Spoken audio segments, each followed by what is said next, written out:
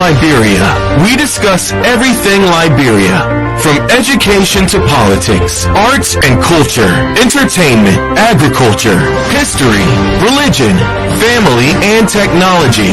Focus on Liberia uncovers and showcases the best of Liberia and shows the world the truth about Liberia. We educate, elevate, and promote all things Liberia. We conduct interviews, panel discussions, debates, and more. Tune in to Focus on Liberia on Facebook and YouTube and be a part of the stories that make up the news. This is Focus on Liberia, and I am Panelists. At Focus on Liberia, we discuss everything Liberia, from education to politics, arts and culture, entertainment, agriculture, history, religion, family, and technology.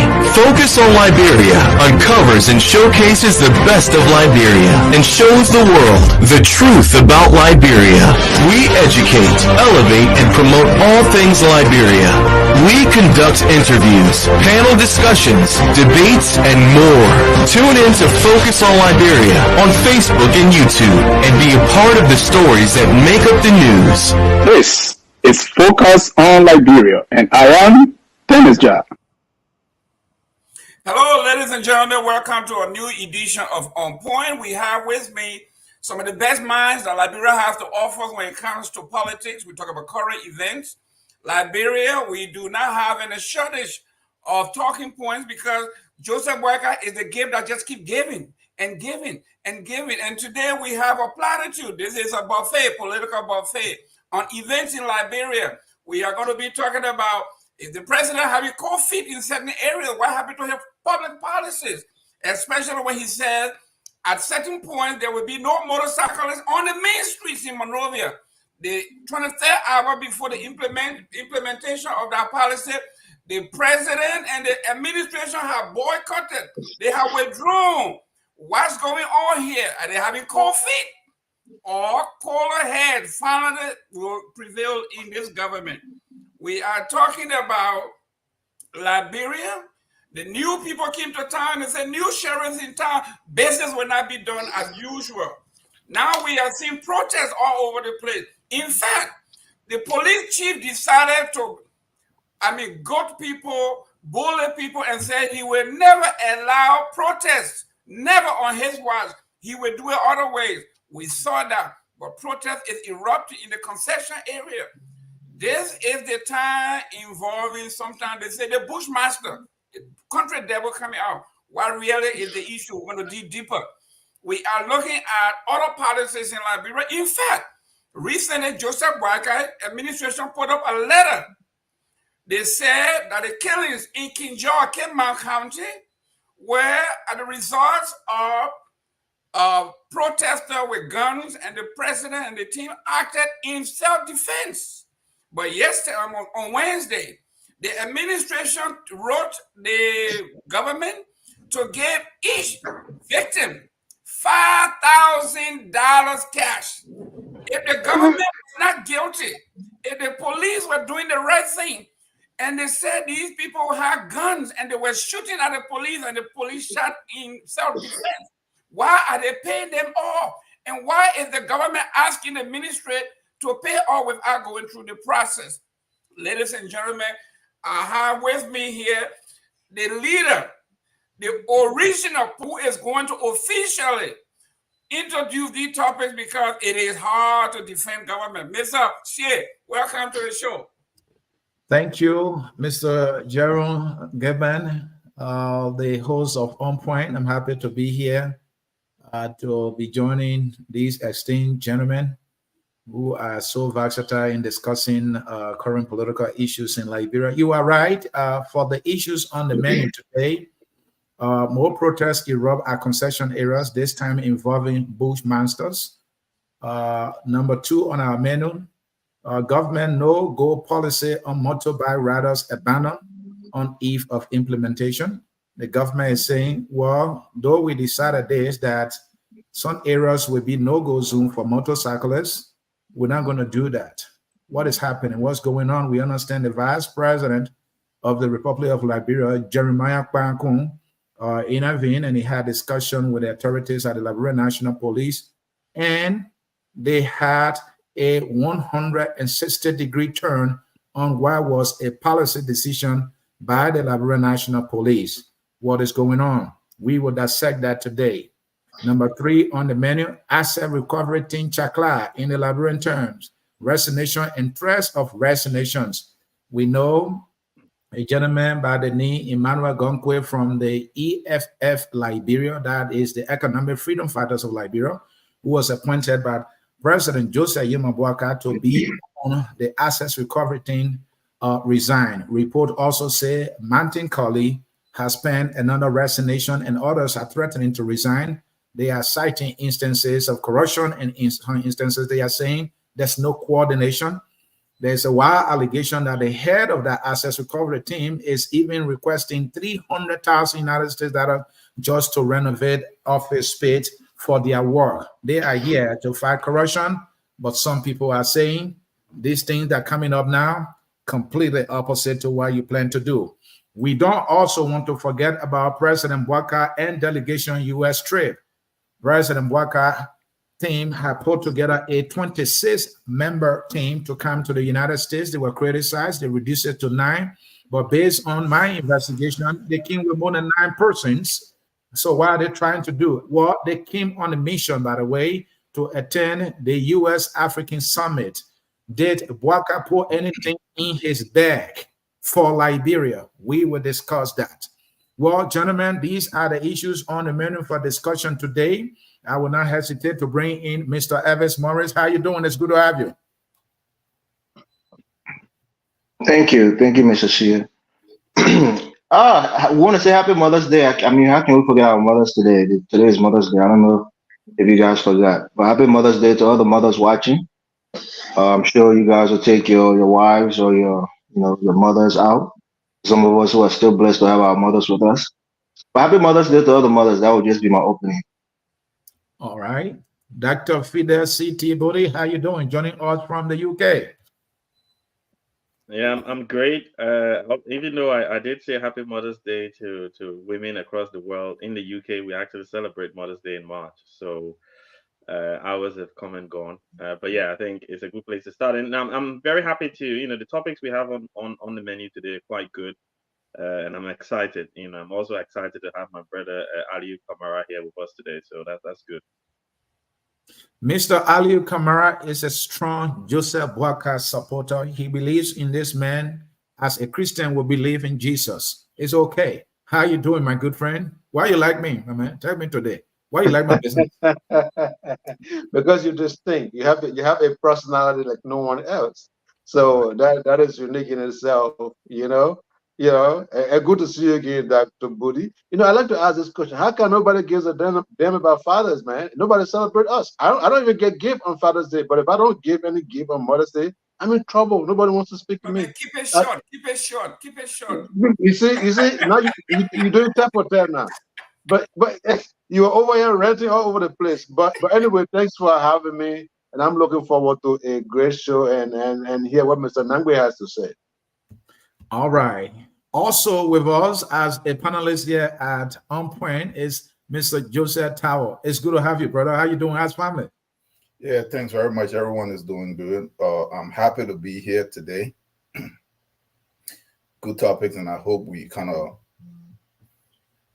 discuss this on behalf of Liberia, irrespective of which party or group we lean towards. Let us always speak for Liberia.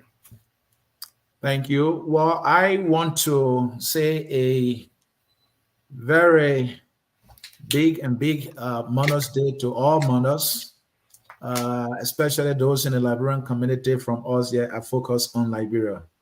Happy Mother's Day to all our mothers and sisters out there who have been the mothers that we deserve, and you actually have been.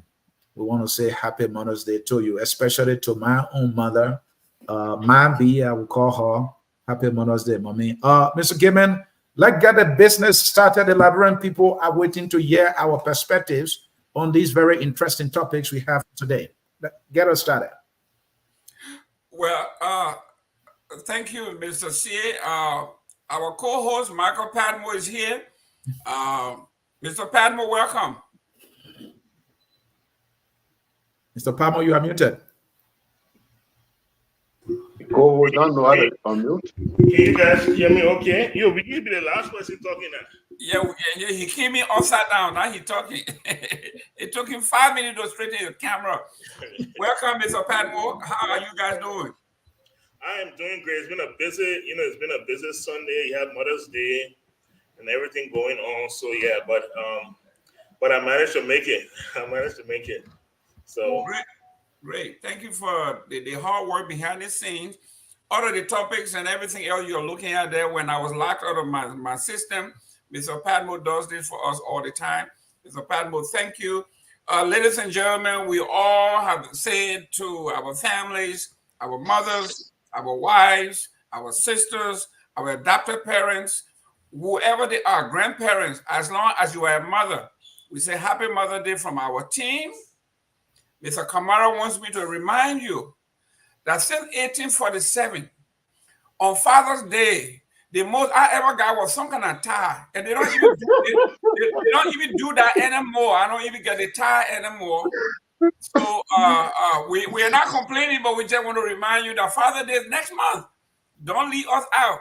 I got so many ties, I don't wear them anymore. But Mr. Padmore, thank you very much for the topics. Liberia is a very interesting country, ladies and gentlemen. Please do us a favor, share this show. I know today is Mother's Day. We all need to leave a little early to take our mothers, our sisters, our daughters out for dinner, for ice cream, whatever it is, if you have not done it already. But this is what is happening. Liberia is a country that has news every day. We are talking about Joseph Boakai administration in particular. Is like a piggy bank that just keep giving and giving and giving. So let's start with the protest here. At first, Mr. Padmore, I'll begin with you. Joseph Boakai began to bully when his police chief went into Cape Mount and they murdered people. And someone said that's how you set an example to scare them. They would never do it again. Then he turned around and said he would not allow protests. But it looks like people in some part of the country say that Vlad, what's happening with the concession protest that's going on with metal steel? yeah, I mean, we see another protest. We see government unable to mitigate on behalf of its citizens concerning concession agreements. We see citizens having to basically take the law into their own hands and say, well, if the government can do it for us, then we will do it. And now they have included the bushmasters. I guess that's another name for the how you call it, for the devil. Yeah. Yeah, they're coming to town now. And you know, when you hear devil come to town, and that small thing that correct fear inside you. And so this must be fearful for just not even the people that protest, but just the common people every day got to go to the farm, children got to go to school. It's a very fearful thing. We've seen this since the original concession of, I guess it's Firestone. It almost seems like government has this tendency when a company comes to Liberia to turn over all of its responsibilities to the company. If you look at our constitution, it is the government that is supposed to ensure education. But they take that responsibility, they turn it over to the concession. You must build school. You should educate the children. When it comes to healthcare, the same thing. You should build clinic. You should build hospital. A Walmart moved into your area and you saw Walmart building schools. Walmart doesn't do that. Look, when a company moves into your area, there should be three things that you should ensure. One, that they pay their workers a living wage, so that the workers can be able to educate their own children, so that the workers should be able to provide or have money to access health care for their children. The next thing is they should pay proper taxes so that the government can build roads, the government can maintain the community, the government can provide security. Those are just basic things. And tell us, respect the community, respect our lakes, respect our rivers, respect our natural resources, and don't contaminate them. Those are the three basic things that we should demand from companies. But they come, we start telling them, you got a big road, you got a big hospital, you got a big clinic. A mining company does not have expertise in education. How you can turn over the education of your children to a mining company? They don't know how to run a hospital. How are you going to turn over medical care to a mining company? No, that is the government's job. And they do it every time. And these people, because they don't have the expertise, they just third party it to somebody who does a lousy job or doesn't do it at all. And then you have these things. And then when the people run to the company say, go to your lawmaker, go to your government official. When they go to the government official, they get silenced and they have to come out into the street. This is disgusting. It has to stop. Liberia has to stop. We have to stop this craziness once and for all. Thank you. Let me go to my astute young man, Mr. Elvis Morris. Mr. Elvis Morris, when you were in school, there's something called fiefdom. Fiefdom is a nation within a nation. When the concessioners come to Liberia, like Mr. Padmo said, the government does not have utilities, they don't have electricity, they don't have water, they don't have school, they don't have police, they don't have anything. So they tell the company to build a nation within a nation. LAMCO came, they built, they had their own security force, they have their own school system, they had their own medical system, they had everything. So the government, to get into those areas, government needed actual permission to enter those things. Mr. Morris, talk about the fiefdom, the system that is going on in Liberia that is harming us. Thank you, Mr. Gaiman. Look, mining itself is corrosive. It's going to, corrode the land. It's going to, pollute the waterways. It's even going to, deprive the arable lands in that, in that environment. So the people who are living there, they're always told when this company comes, it's going to bring jobs, it's going to bring prosperity to this area. And most of those people don't understand what mining truly is. Once they start to live in that environment, after 5 years or so, they start to see the effects of mining. And this is why these people are protesting, because their environment has been decimated by the mining of the mining activities of B Mountain. And like you rightfully said, Mr. Gaiman, our country is still living in those old days, in the quote unquote good old days when when LAMCO was in Yekepa and you used to go there, go swim in the swimming pool. My mother grew up in Yekepa, my grandfather worked for LAMCO.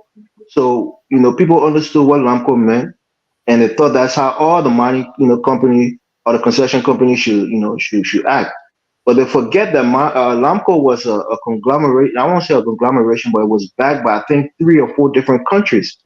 You had Sweden, I think you had the United States, and some other, I think Germany or some other European country was behind it. So it had a lot of backing. And LAMCO was like the poster child of a quote unquote good concession agreement. So when these people come to Liberia, one thing is that we have to understand, I'm sure most of us on the platform understand that, there's a signing on fee. When these people sign that contract, there's an upfront amount of money that is given to the government, sometimes in the millions of dollars. And that money actually should be taken to improve the lives of the people who are living immediately in that, in that concession area. The government don't do anything for those people. They put the burden on the mining company. And mining company is a for-profit organization. They want to make profit and maximize their profit. They're not a social, or NGO that is coming to do quote unquote good for your people. So our government is a fiduciary responsibility that they first put the people first, especially those who are in that environment where the mining is going to be happening. Put them first, make sure that they're going to be taken care of. And even in some instances, you need to relocate people further away from that area because it's going to cause pollution. People drinking the water, people in that environment is going to probably get sick from the dust and other, unforeseen illnesses that may come from it.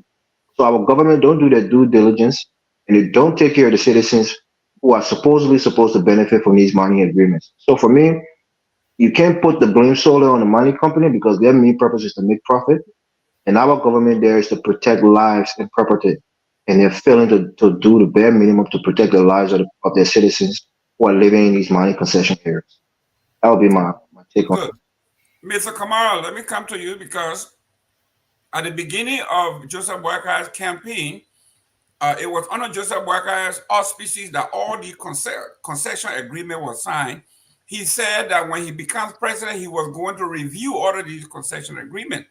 So I guess some people were looking that now that he's in power, he's inaugurated, he got 6 months under his belt, he will now begin to do something.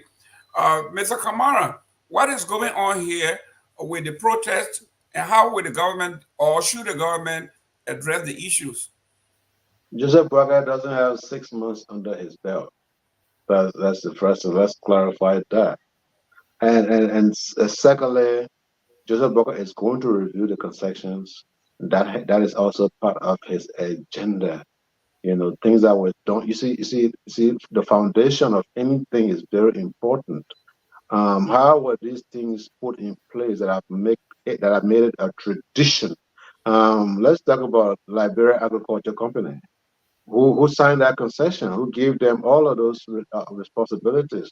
I agree with Pamo. I really agree with Morris. Both of them. The problem has been it's deeply rooted, and we got to unroot these things and try to do things a little more differently. I agree with that. What monkey see, monkey do, and that's what has been going on over the years. And it's time for them to actually address those things. And Mr. Gilman, this is not a Joseph Boakai thing. This is a systemic thing, and it takes a lot of effort from all sides to break it down. Don't forget, when you always speak about Joseph Boakai, don't forget the legislatures now. They are responsible for these concessions.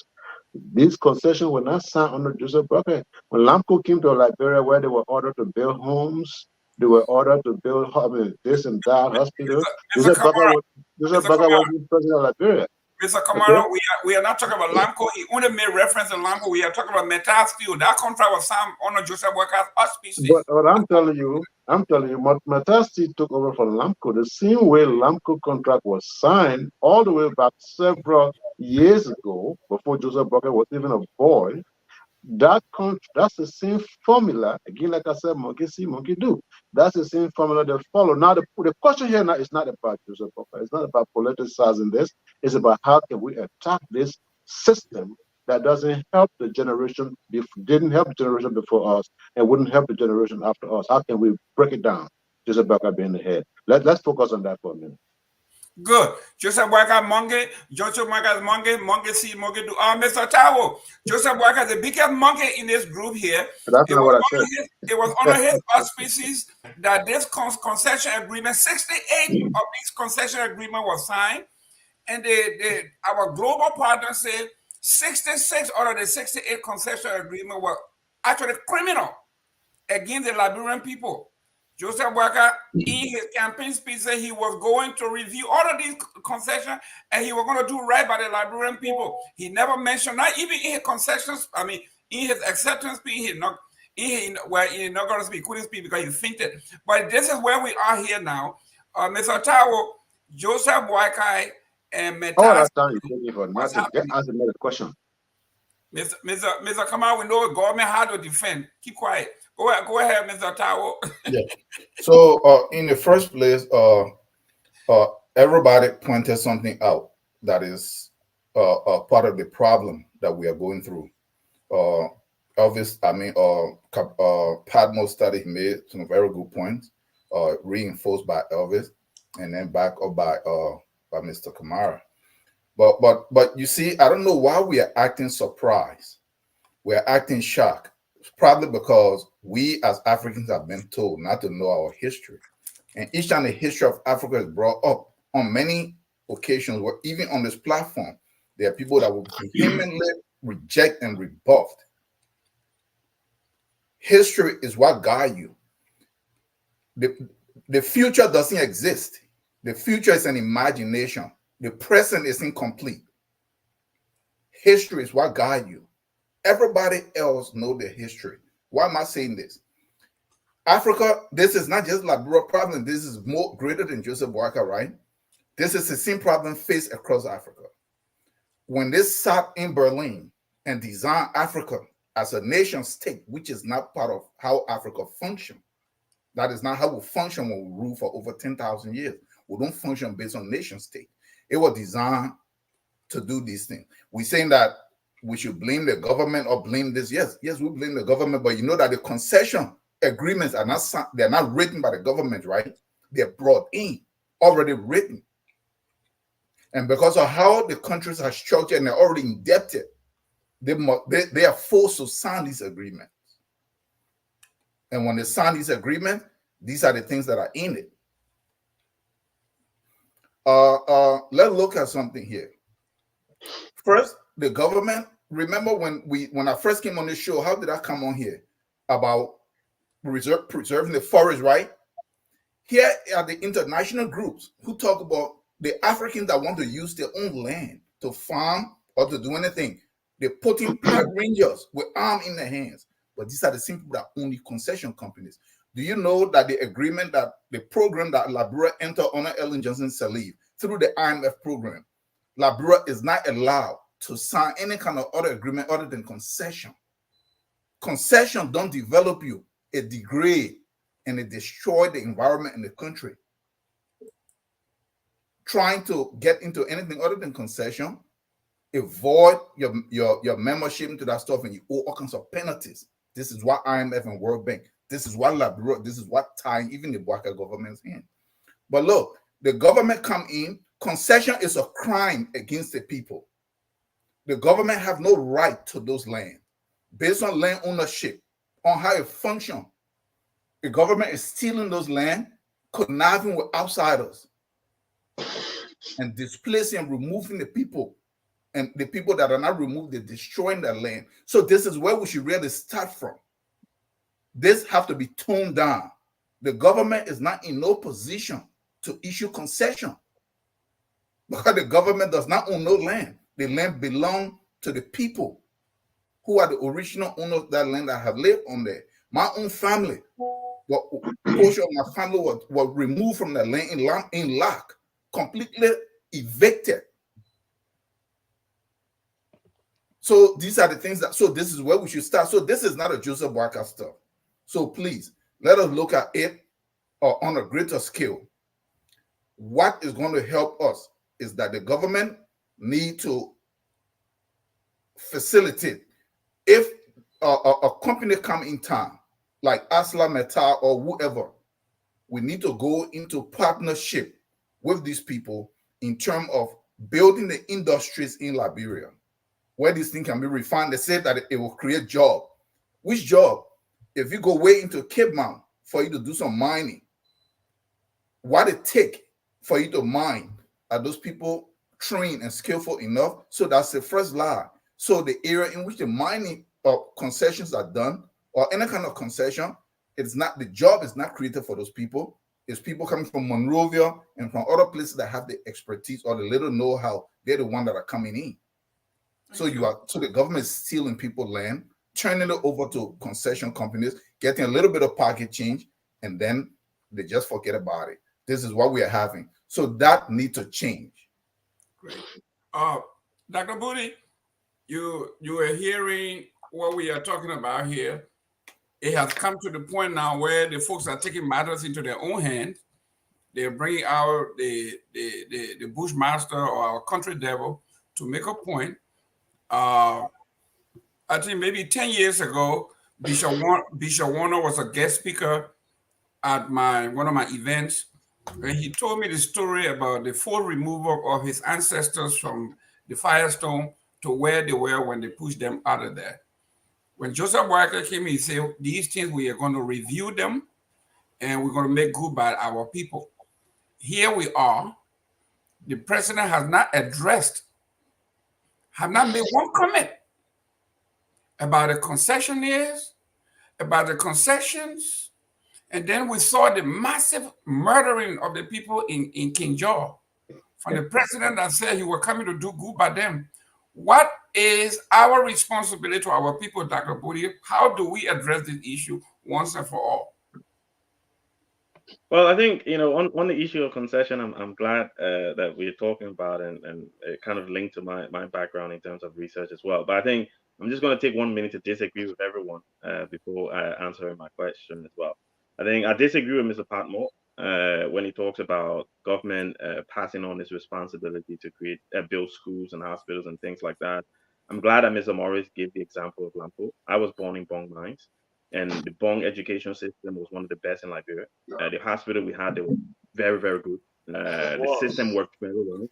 Let me learn. Yeah, the system worked very well. And I know that when President Doe came to power, he was the one that stopped the construction of the road from Bong Mines to Kakata because he wanted government to do it. So they gave them the money and they never built that road, right? So there are concessions that come in, and when they're giving the authority, the decision, the power to do what they're supposed to do, they can go ahead and do it. And that links me on to where I disagree with Mr. Morris when he talked about these companies being profit-making companies. Yes, they are. Bong Mining Company was a profit-making company. Lamco was a public profit-making company, but they also understood corporate social responsibility. They also understood that, look, if we're living among these people, asking them to work for us, we need to develop the place so that we all benefit from it. And there are companies across the world that are involved in profit-making, but understand their corporate social responsibility. So if a company is not doing what they're supposed to do to live amongst the people in an amicable way, then let's put some blame on the company, not just the Liberian government. Because at the end of the day, in all of these concessions, and the ones I've read anyway, there are part of that talks about corporate social responsibility.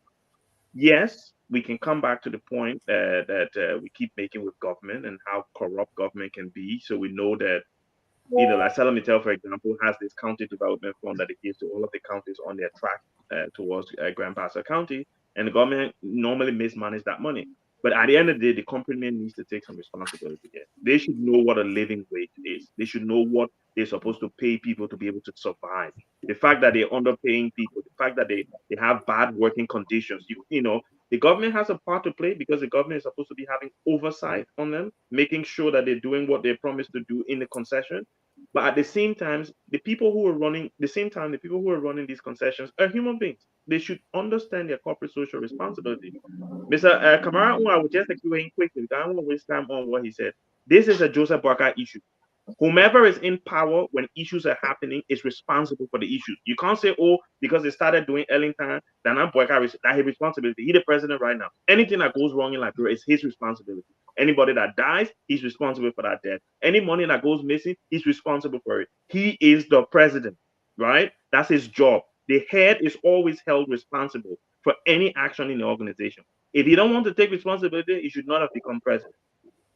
And to finish, look, I've always said of this president that he's weak, right? I've always said of this president that he's spineless, right?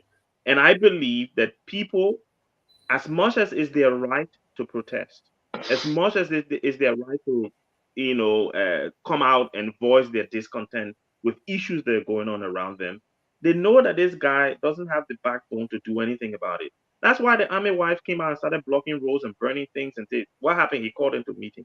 That's why people came out allegedly started shooting at the police, right? That's why they're giving 5,000 to people, even though they said these people are criminals, right? So basically, the president is demonstrating to us that he believes we should reward criminals. Because if you hold a gun in Liberia, which you're not allowed to do by law, and shoot at the police, you are a criminal.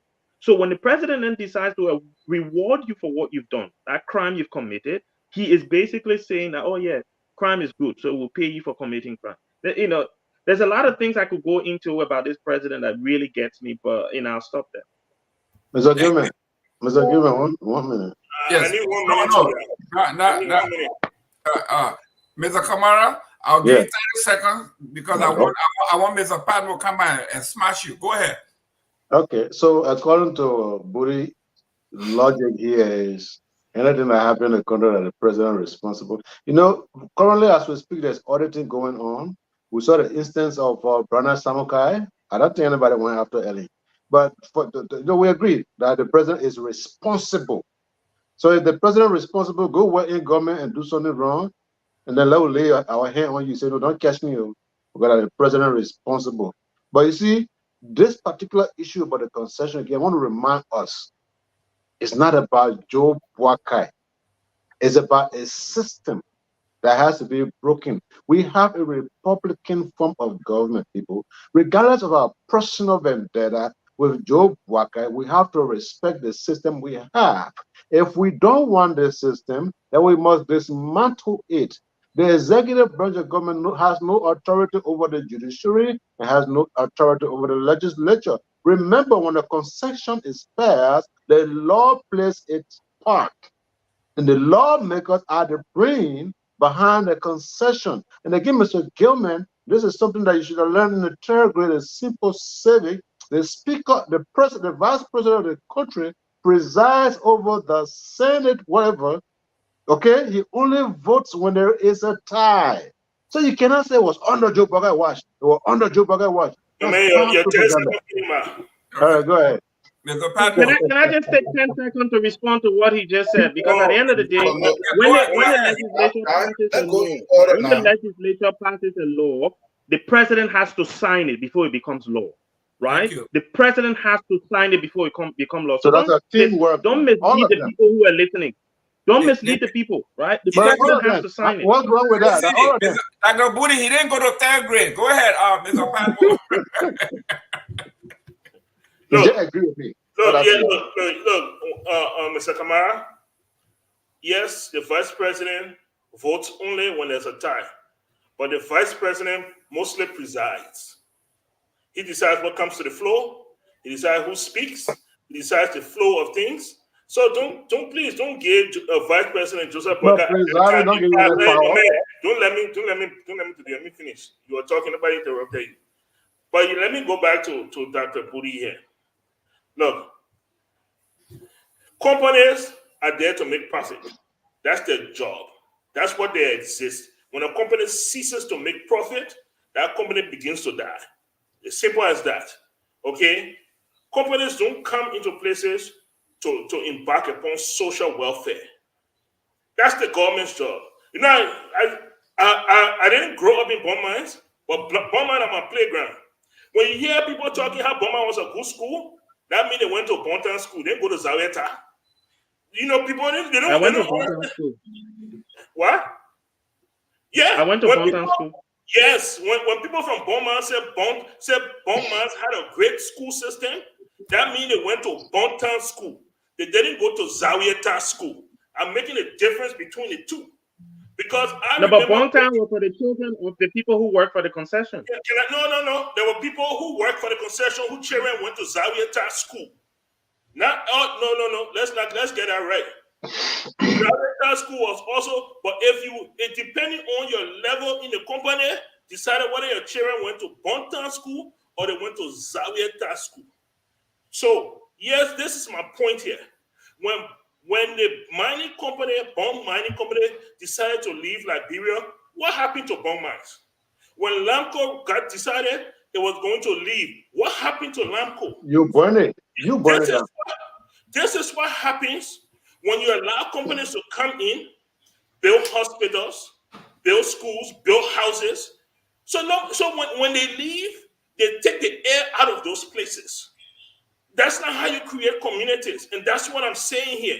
This is not how you could. Look, no Liberian person should need a company to build hospital for their children.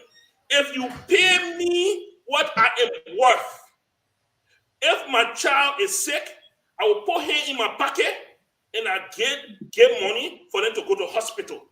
I don't need free hospital. I don't need free school. What if I don't want to send my child to that school? What if I want to send my child to a better school? What if I want to send my child to a least school? I have no choice. They take away your choice, your ability to choose. Even a house you want to live in, they take that away from you because they assign house to you.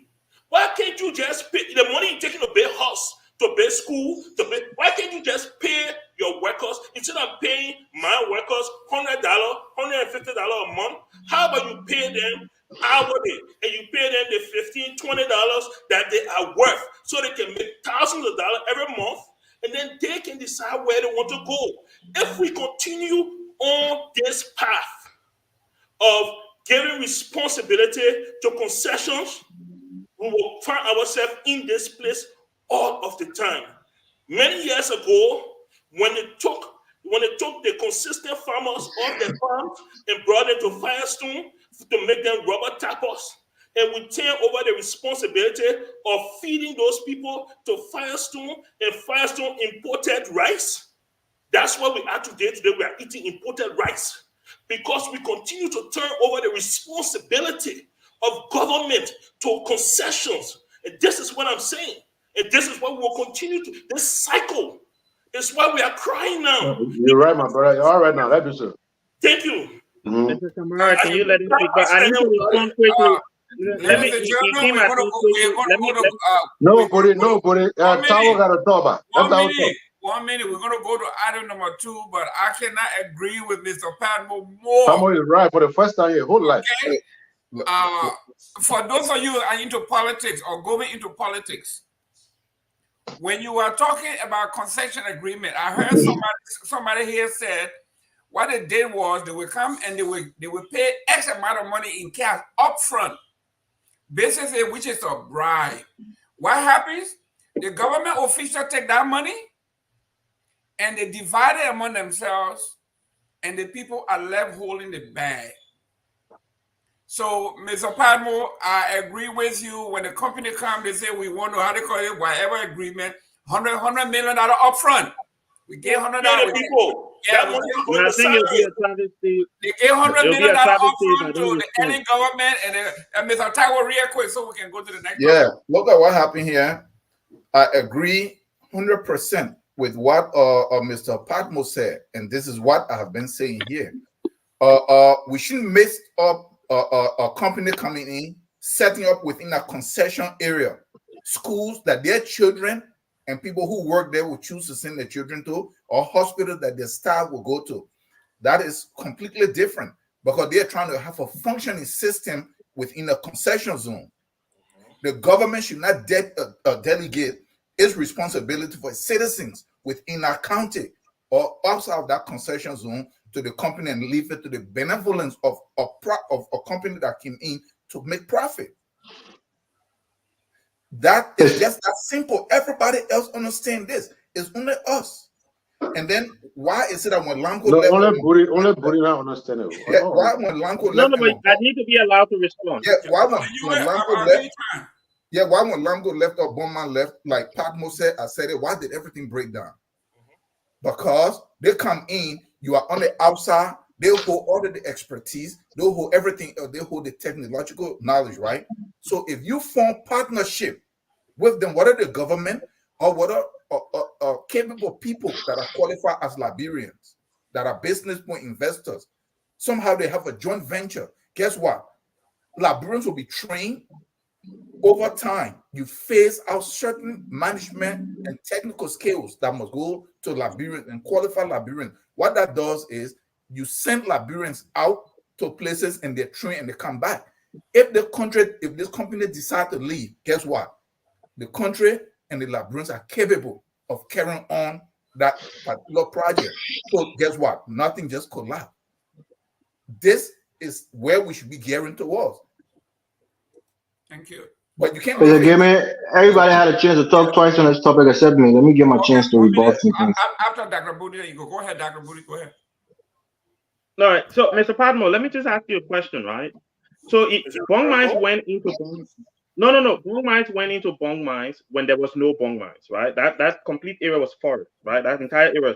So they went there and they started digging the ground. They said, we need 50 people to come and work. We'll pay you $500 a month. Build your own house. Build your own school. Build your own hospital.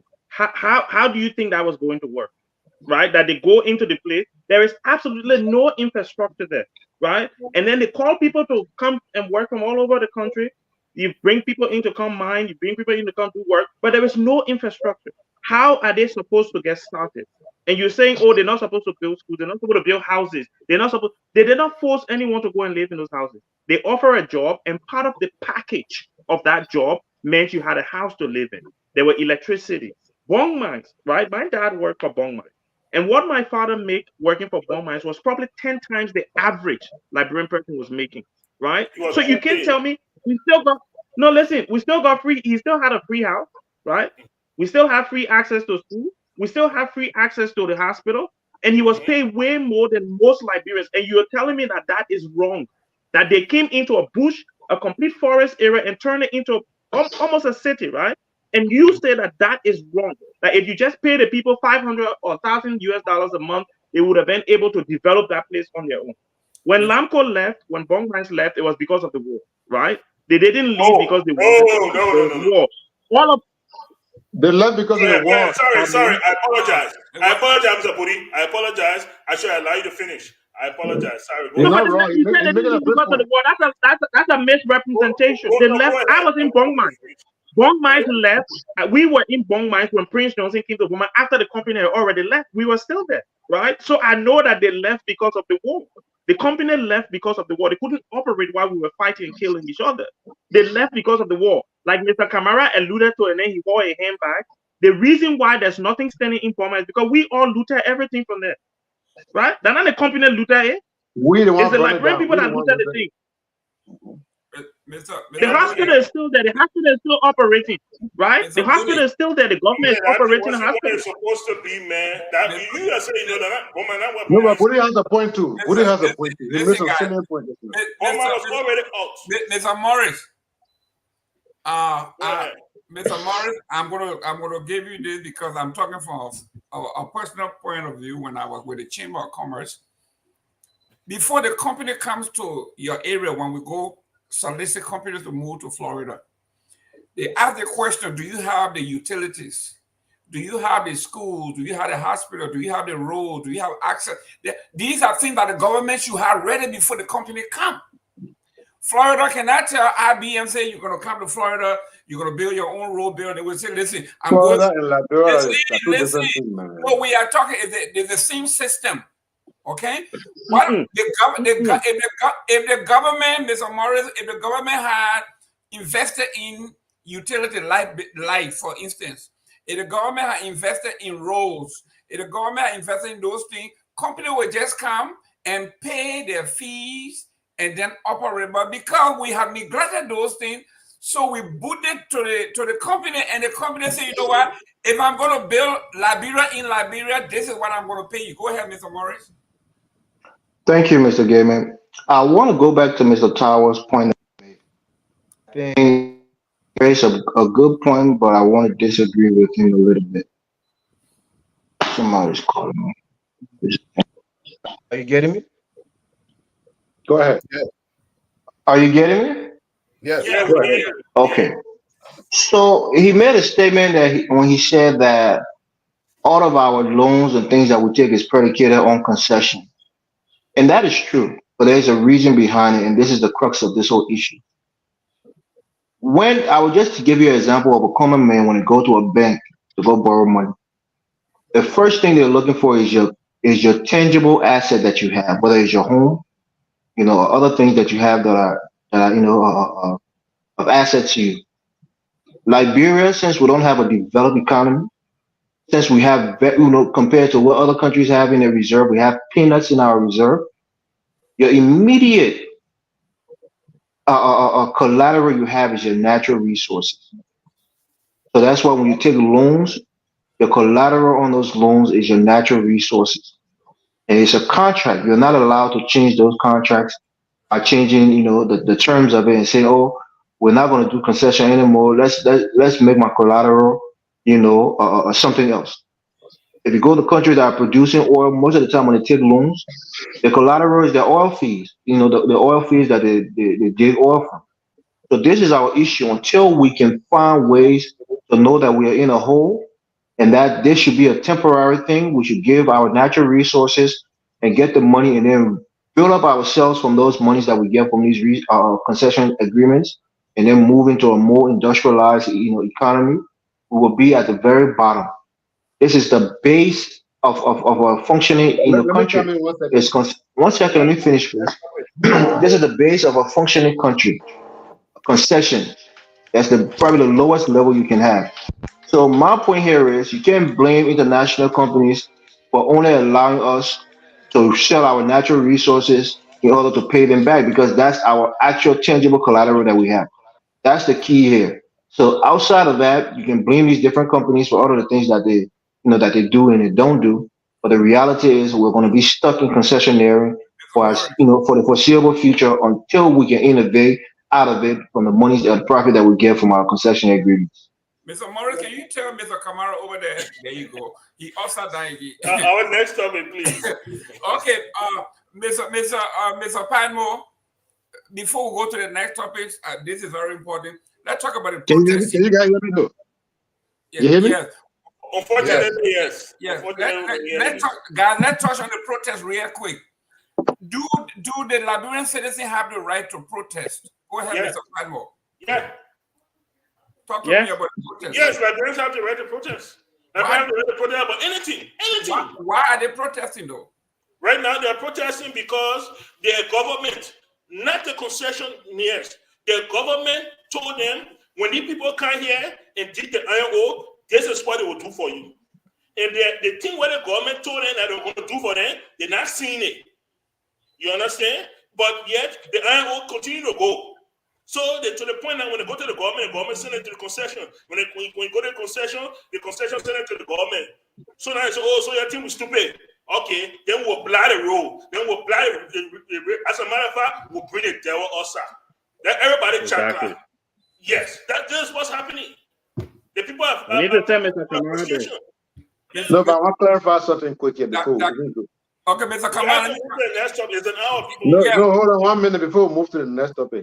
Go ahead, Mr. Kamara. Ever just agree with Tao all totally, even he knowing that he just agreed with Tao? No, he disagreed with Tao. He didn't. Where he said he disagreed, but his explanation agreed with what Tao said. All right. Now, I think what Tao is saying here in Russia is that there is a system that you cannot see, Evans, that is put in place by the colonialists to keep you in that hole you're talking about. Lord. I'm telling you, listen. Mr. Kamara, you just don't want to take the bull by the horn. No, but wait a minute, I'm coming to Joseph Boakai said he was going to put the colonialism in their place. He was going to review all it. Now you're telling me we should go back. But what I'm saying is totally different from what you're saying. What I'm saying is totally different from what you're saying. Let's move on to the next topic. Okay, what Tao is saying. No, we're not going to dismiss what he said. What he is saying, this is no, we're not dismissing it. You can speak for Tao. Tao can speak for himself. No, but I'm speaking for me. I'm speaking for me. Yeah, You people talk, listen to me, Gilman. Listen to me, Gayu. Let me tell you this. I think you need to mute Mr. Kamara. Oh, but what's the intention yet? Listen, but now I'm finished. By this time I'm finished. If you're not interrupted, okay? All right. So listen. So you got the University of Liberia, and you got all these scholars. You open whole half of University of Liberia for social activities, sociology, psychology, all kind of logic. You forgot geology. You forgot engineering. You forgot science. The science courses at the University of Liberia. Listen to me now. In order for us to get out of that hole, you have to have the human resources. If you're depending on the people who are coming from overseas to bring investment and then train your people, it's almost impossible that is going to happen according to the way you want it. So if these are the people you want, now that's what India did in their revolution. That's what India did. That's what China did. You have to train your people rioting because the company didn't do what they were supposed to. What theology can do what I want? We are discussing. Mr. Kamara, we got to move on because as long as we are holding Joseph Boakai responsible, you will say we should go to colonial. Hey, you get problem. Go ahead. Mr. Towell, Mr. Towell, let me start with the second one. Joseph Boakai has the propensity, has this proclivity to do things. He put it forward, he draw it by, he do that, he draw it by. He nominate people, he withdraw them. He does this, he does that. Here we are, they came up with this. The flamboyant policy of there will be no go zone for motorcyclists. You guys don't belong here. In fact, some people say you guys are elitist. We used to bring you guys back and forth, campaigning and everything. Now you're not winning the campaign. You say we don't belong here. So the people got tired with the nonsense and say, you know what? We are ready. It's going to be man or man, bati or bati. Then all of a sudden, Joseph Boakai said, he even answered Batio. He said, you know what, Jerome, let leave it alone. Now, all of a sudden, motorcyclists, tomorrow, what I just read on front page Africa, Joseph Boakai United and the Motorcyclist will have a soccer game at the stadium that they said that Power will eat Unification Park. That they said Georgia were building it and that Power will eat. Now, listen, Joseph Boakai United and the Motorcyclists are going now to have a peace soccer game. Mr. Tower, what does this say about an inconsistent, spineless president? Anyway, I shouldn't say it. Go ahead, Mr. Tower. Yeah. So, you know, I think we mentioned that here, but real quick, there are different types of loan. It's not just concession, and that is not only what Liberia is tied into. I just want to clarify something because sometimes misunderstanding happens at the end of each topic. You have developmental loan, you have bilateral loan, you have different types. What IMF did to Liberia was, at the time that Liberia came from out of the war and was struggling, you signed this particular stuff, you are only limited to only concession agreement. And if you cap out, then we'll kick you out. So what they did was they strangulated Liberia, where you are not really able to deal with other people. Don't shake your head, go read the document. So it's not the only loan that is available to Liberia or any country. So I just wanted to clarify that. So if Liberia wanted to deal with China or other people to take some loan that will develop and do other stuff, you could be violating. So what they did was they wanted to restrict you from being free to really just operate, because they gave you something that took away choice and option from you, which is criminal. Okay, but look, let's go to the Motorcyclist. You know, this thing right here, this is our problem in Liberia. We have a government and we have a system, and it's Boakai right now. But I would want to look at it on a broader scale. That it's not just starting with Boakai, but now it's happening on a Boakai because it came on a Ellen, it came on a WIA, and it was the same problem, and we're on a Boakai. It's because we don't have a clear plan and projection on how we want things to run. If we don't like something, we should stop it before it even starts. The motorcyclists, I truly believe that they should actually have some kind of regulation or removal in some form. Because I went to Liberia after my father passed away. I went and took a leave of absence for a whole year, and I witnessed that. It's a very dangerous and chaotic area for the motorcyclists. They can actually murder people, even if they're wrong. But what happened here is that they created an entire economy, because these are young men who there is no opportunities for them, right? So they found a way to innovate, and that is the way. And a lot of them make living like that, and they send their kids to school, and they take care of themselves, and so it take them off the street to a certain extent when they come to crime. Now, if you're a government, you see this and you think that it's not safe, what have been put in place? If you say that they can't ride this motorcycle anymore to get absorbed that group and to make them useful, this is the youth with all the energy. So when I saw that nothing was put in place, there was no plan, and they just issued some vague stuff, I knew it wouldn't work. We discussed here that it was never going to work. So this is the kind of stuff, it's a smoke screen that we always talk about. So they blow smoke, and so this kind of stuff takes away credibility from the government. Okay, man, I said. Great. Welcome, Mr. Calabo Gonglo. Are you here? The man I hear you, but the man hear you. Let's go. He's a spy. Okay, ladies and gentlemen, thank you for tuning in. Great show, Family Day. We appreciate you taking your time off for your family to come and spend the time with us, share the show, get involved. I'm looking at the comments, a beautiful comment. Mr. Padmore. Yes, thank you so much. Thank you so much, Mr. Gayman. So, just Mr. Tao, I will give my comment on the last thing, and then I will quickly move into the next one. Mr. Dr. Budi talk about, company coming and the place is bush in a forest and there's no infrastructure. I can't finish the time, Winter. No, you say I was not going to finish my own. You say I can't finish. That's not true. Sure I have to flow, and I have 2 minutes. Mr. Padmore, your 2 minutes start all over. Go ahead. Thank you very much. Here's the thing. I'll give you a simple example here, Dr. Kudi.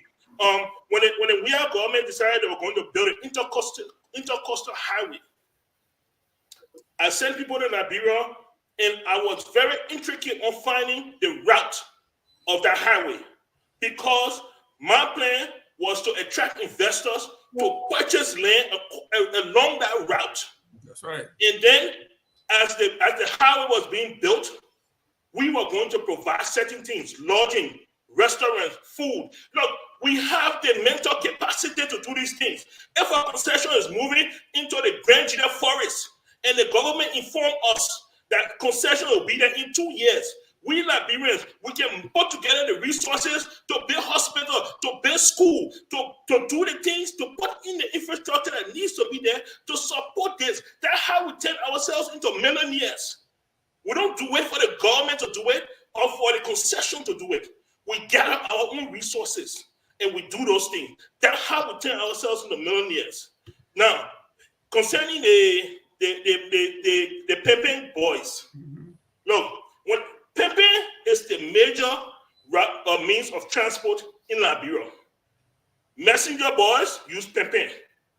Office boys use pimping. Delivery drivers use pimping. You take pimping from the Ministry of Marine, you strangulate all transportation.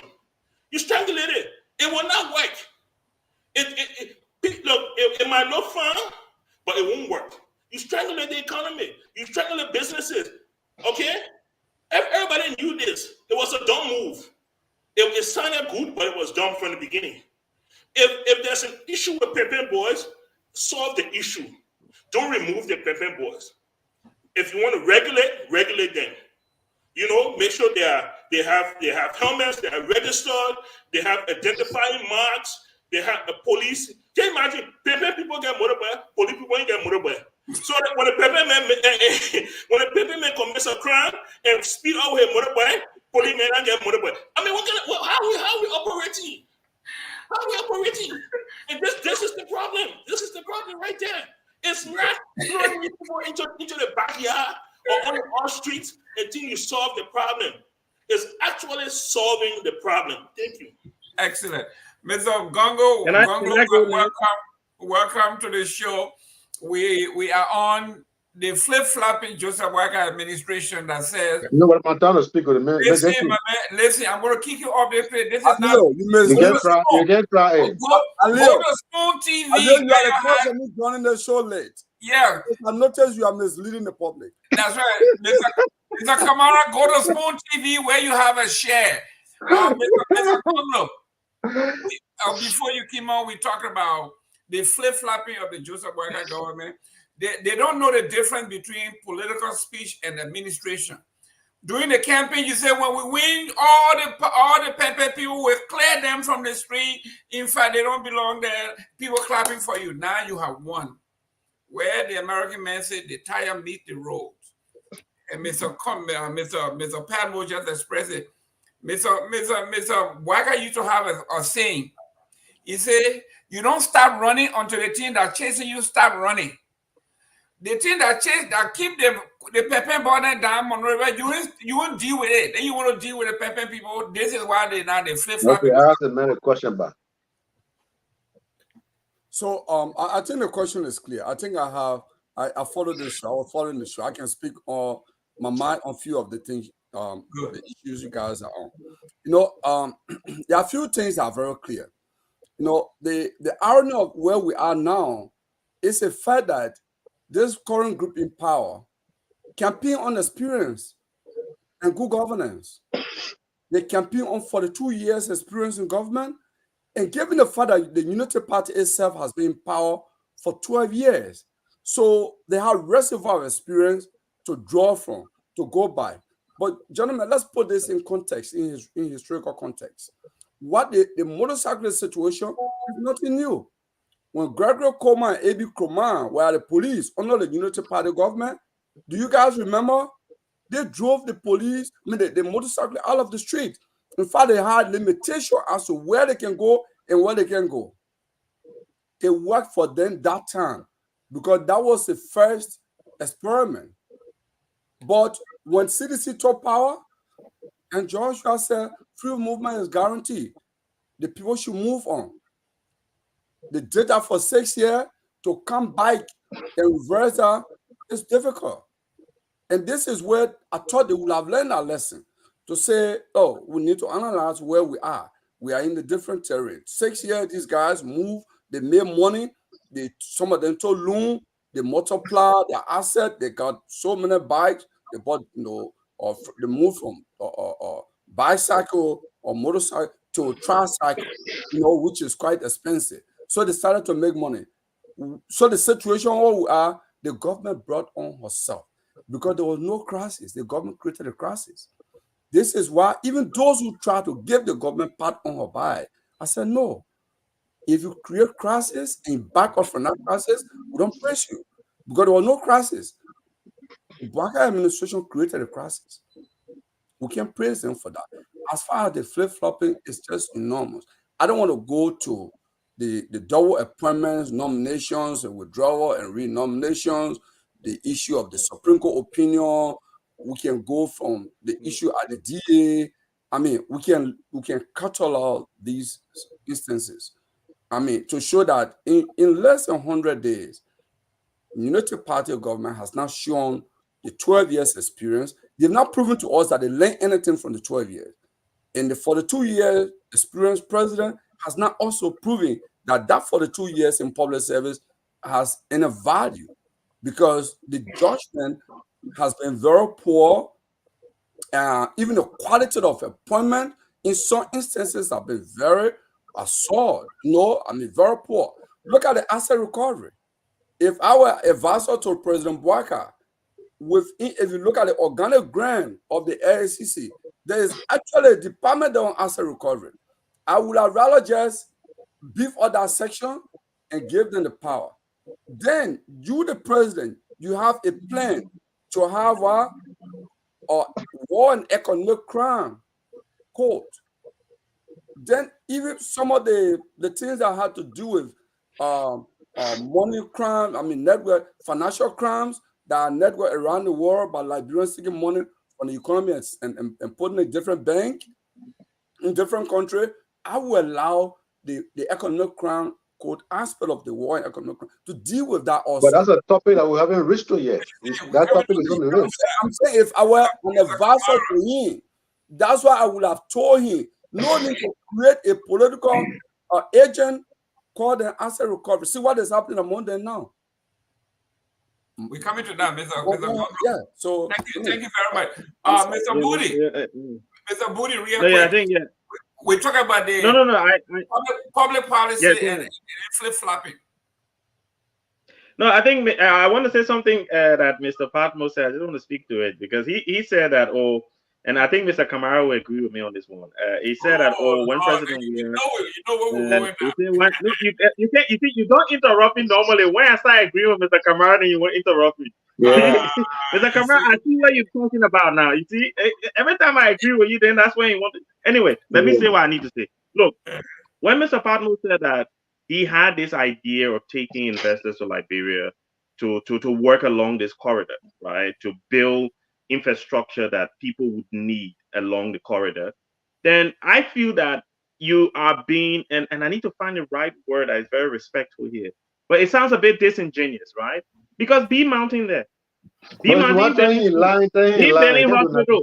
Why you can't go pay hospital and school to B Mountain there so you can invest in B Mountain too? Why you gotta wait for corridor first before you go invest in corridor? Why you can't invest in B Mountain? Why don't build a school and a hospital there? And then at least you can offer that service and make the same millions.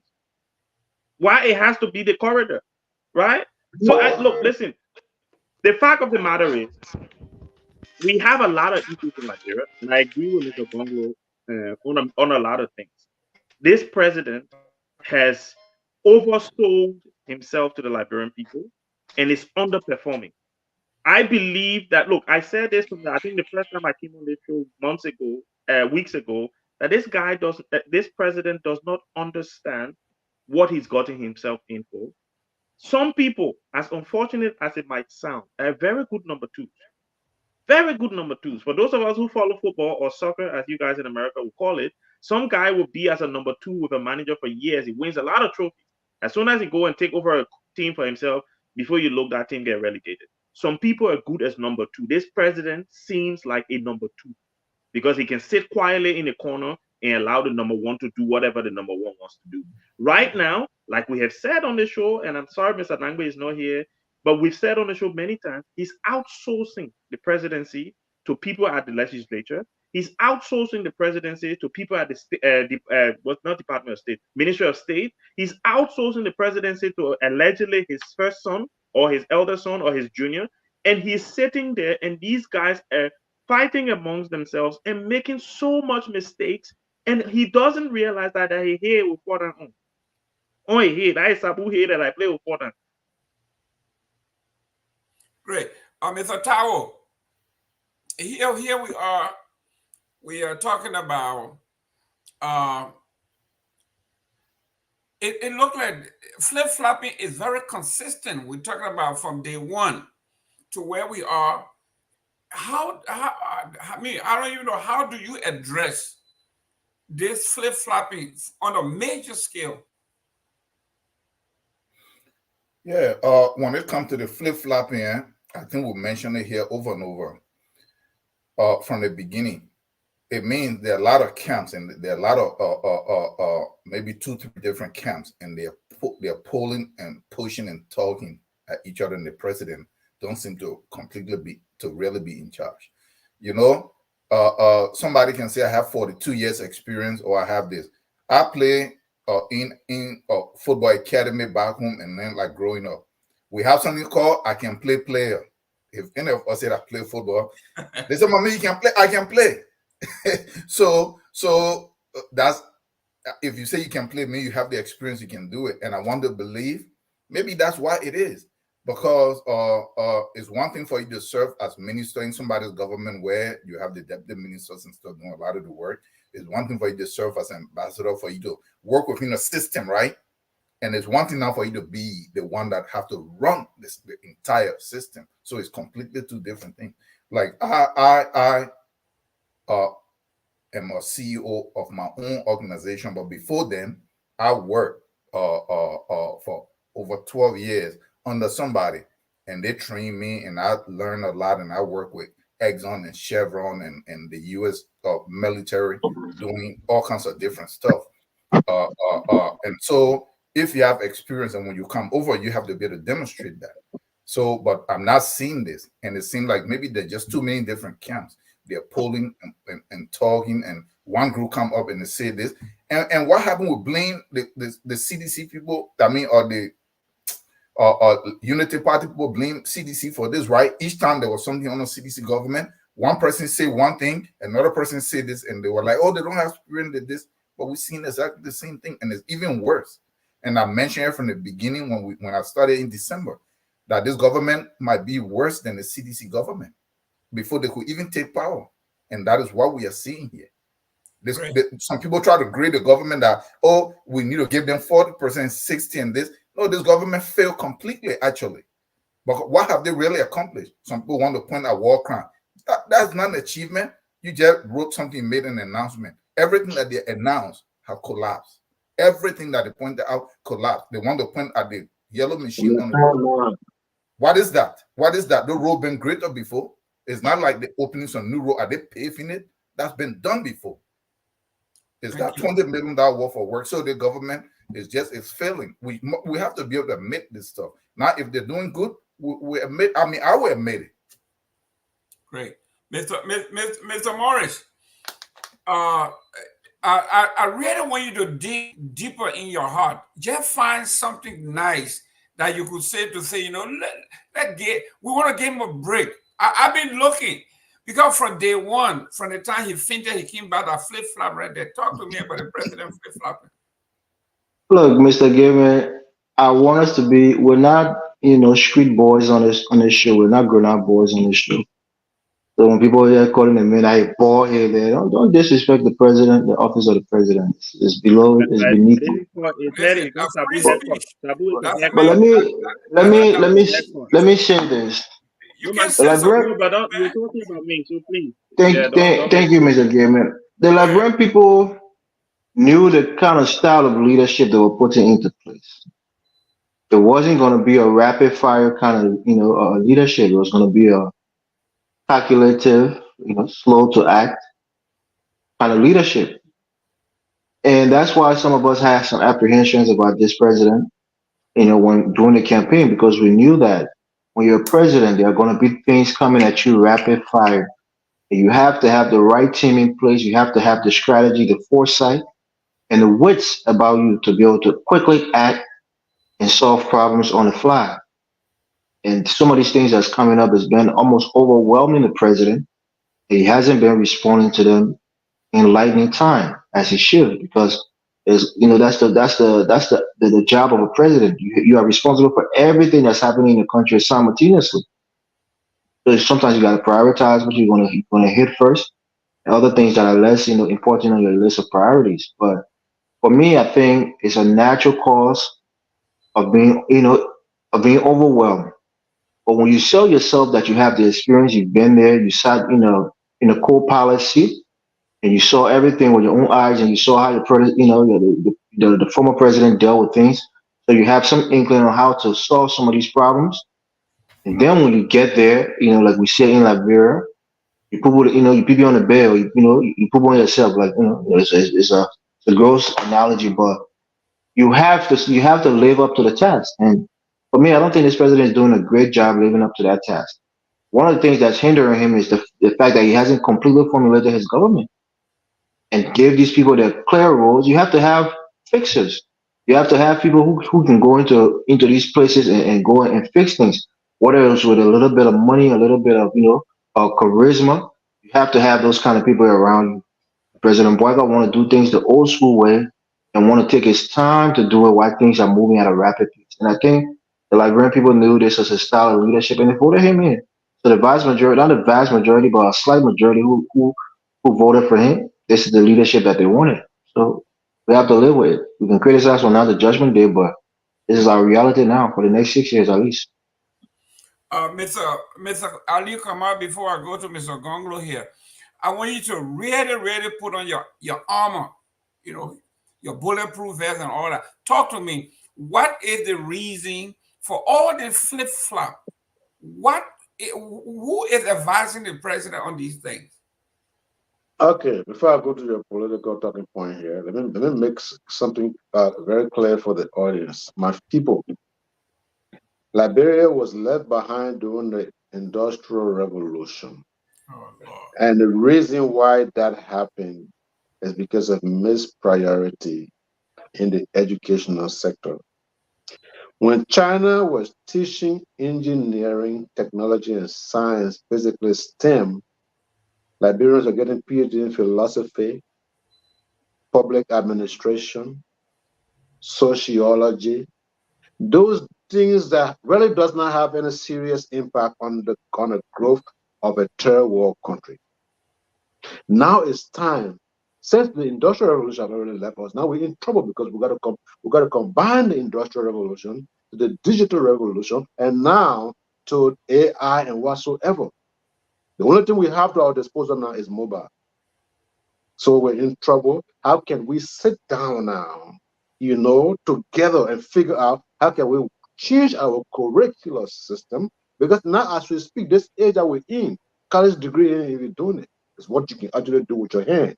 So now we got to sit down now and figure out what works for us and now what we have been indoctrinated or conditioned to do. Now let's go to Gregory Coleman's situation. Mr. Gilman, not everything that happened in a country you call Joseph Boakai immediately.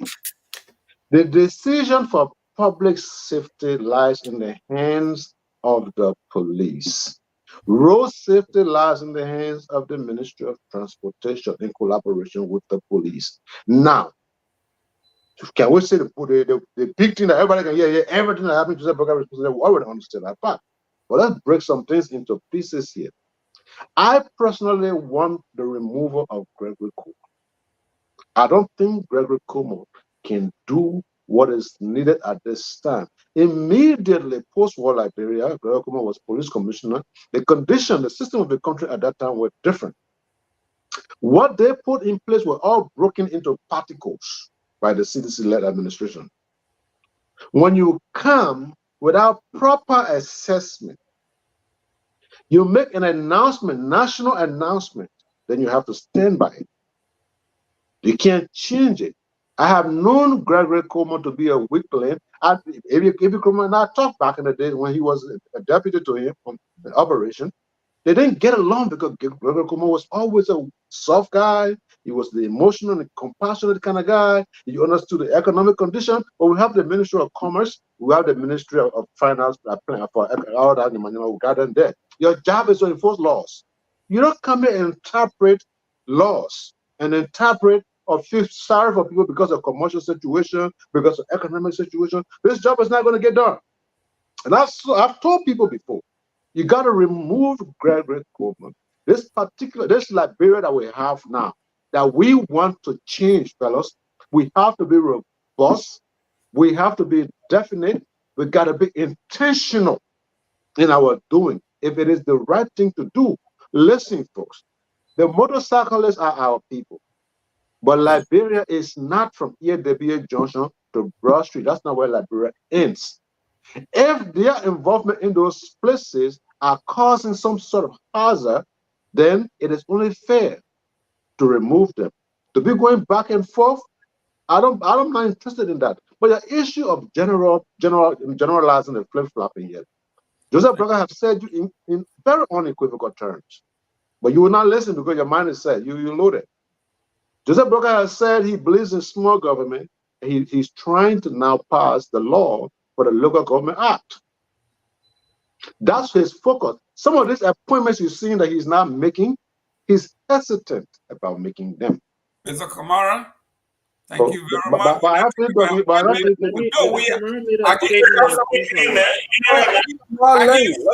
already now. You go into an appointment. We talk about motorcyclists. Now you go to an appointment. You threw everything in there. No, I didn't say. We talk about the flip flopping on the motorcyclist, and you go into colonialists. You go into all. Okay, all right, go ahead. Go ahead. You don't just a quick correction, Mr. Davis. Just a quick correction. Yeah, Gregory Coleman wasn't the police director. It wasn't police director after the war ended. Monastir was the police director, and then Chris Massaquoi was police director. But I did not say he was the police. I say he became police director. That's what he said.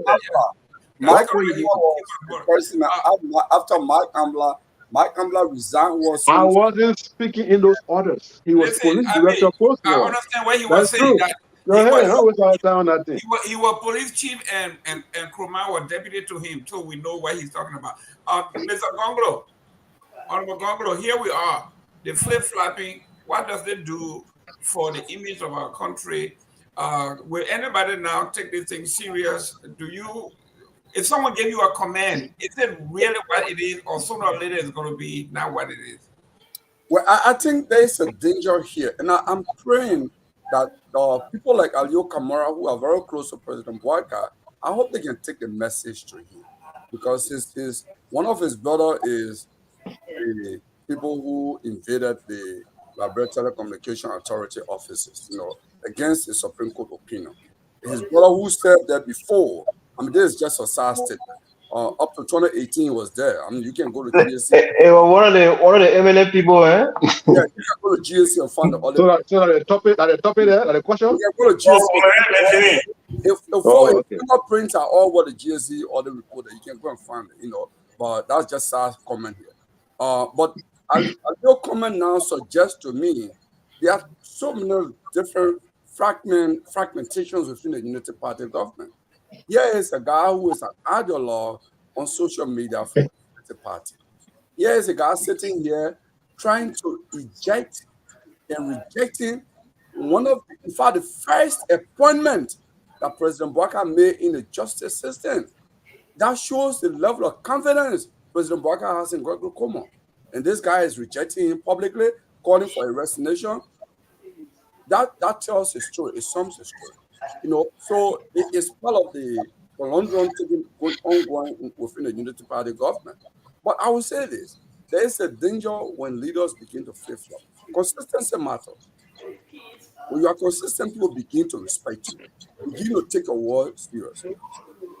Given President Boakai age, and there is a wider belief that he's not going to go for second term, So if he's not showing strength and consistency that he means what he say in the first year, I can bet politically by next year, even his vice president, everybody who contending, who got interest in 2029, they'll begin to look past him. A war will not matter anymore, and Liberia will begin to take a downward, a rapid downward trend in many aspects. I mean, that's my fear. So if I were advisor to President Boakai, I will actually begin to be measured on what I say and decision I make, and make sure it is fully implemented. You know, and there's a danger in this flip-flopping that is taking place. I will say that, for example, recently, the president at one of the events in Monrovia, I don't know if anyone followed here, he said the lawyers from the B Mountain met him. He said, I told them I'm going to shut down that company.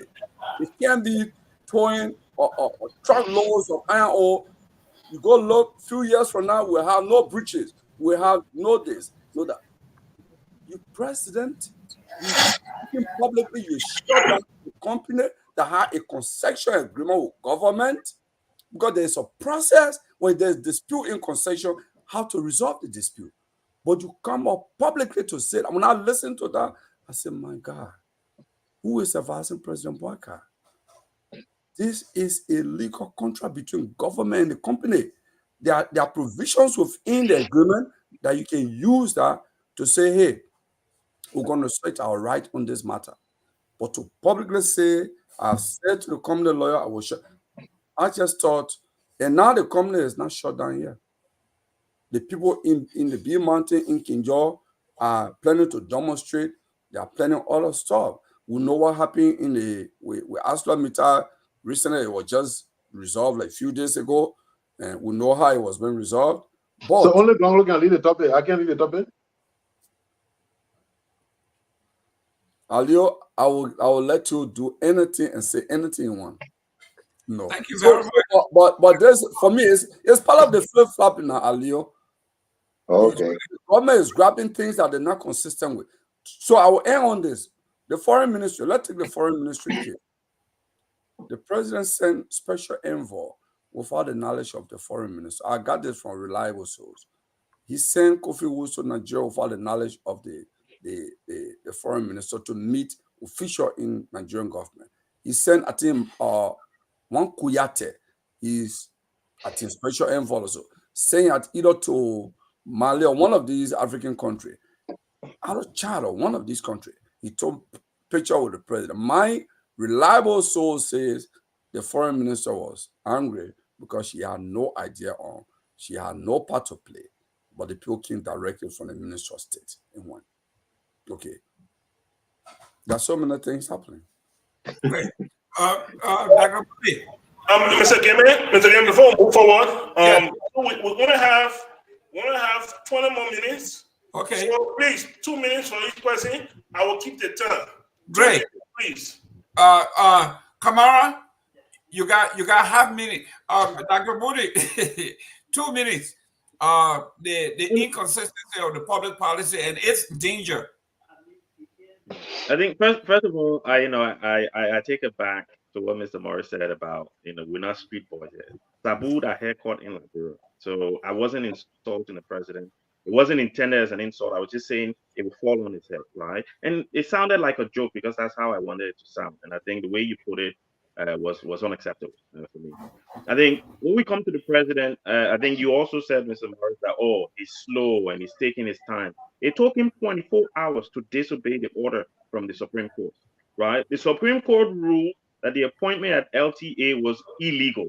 In 24 hours, he didn't wait for 2 weeks or 3 months. Within 24 hours, he suspended all of the people that he wanted to replace and put these teams. And the Supreme Court agreed with the suspension.